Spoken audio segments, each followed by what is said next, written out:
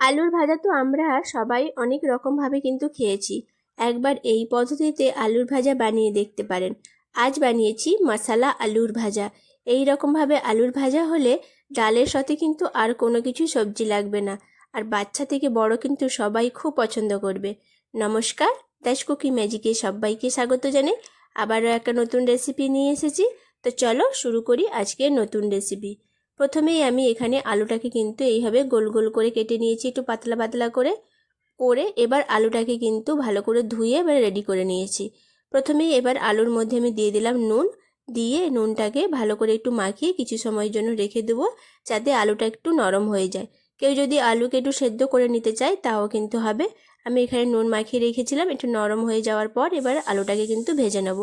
কড়াইয়ের মধ্যে তেল দিয়ে দিয়েছি, কড়া কিন্তু ভালো করে গরম করে নিতে হবে, না হলে কিন্তু আলুগুলো জড়িয়ে ধরবে। এবার আমি আলুগুলোকে দিয়ে দিলাম, দিয়ে ভালো করে কিন্তু একটু আঁচ কমিয়ে ভালো করে ভেজে নিতে হবে। এবার আলুর মধ্যে দিয়ে দিলাম হলুদের গুঁড়ো, দিয়ে ভালো করে আলুটাকে কিন্তু আমি ভেজে নিচ্ছি। আলুটাকে ভালো করে ভাজা হয়ে গেলে এবার একটা প্লেটের মধ্যে কিন্তু তুলে নেব। এই পদ্ধতিতে আলু ভাজলে কিন্তু বাচ্চা থেকে বড় সবাই কিন্তু পছন্দ করবে।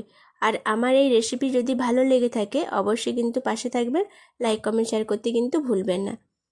এইভাবে করে কিন্তু আমি সব আলু ভাজাগুলোকে ভেজে নিয়েছি। এবার কড়াইয়ের মধ্যে আরও সামান্য কিছুটা তেল দিয়ে দিলাম জিরে ফোড়ন, আর দিয়ে দিলাম কিছুটা পেঁয়াজ বাটা। দিয়ে পেঁয়াজটাকে একটু ভালো করে একটু ভেজে নেব। ভাজা হয়ে গেলে ওর মধ্যে দিয়ে দিলাম চেরা কাঁচা লঙ্কা, দিয়ে আরও কিছুটা সময় একটু ভেজে নেব।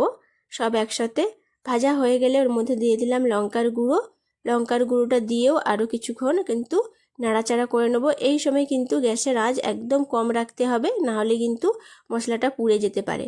এবার আলু ভাজাটাকে দিয়ে দিলাম, দিয়ে ভালো করে মশলার সাথে কিন্তু ভাজা আলুটাকে মিশিয়ে নেব। মেশানো হয়ে গেলে এবার এর মধ্যে দিয়ে দেবো আমি ধনেপাতা কুচি, আর দিয়ে দেবো চিলি ফ্লেক্স, দিয়ে ভালো করে কিন্তু এটাকে মিশিয়ে নিতে হবে। মিশিয়ে নিলেই কিন্তু আলু ভাজাটা একদম রেডি হয়ে যাবে।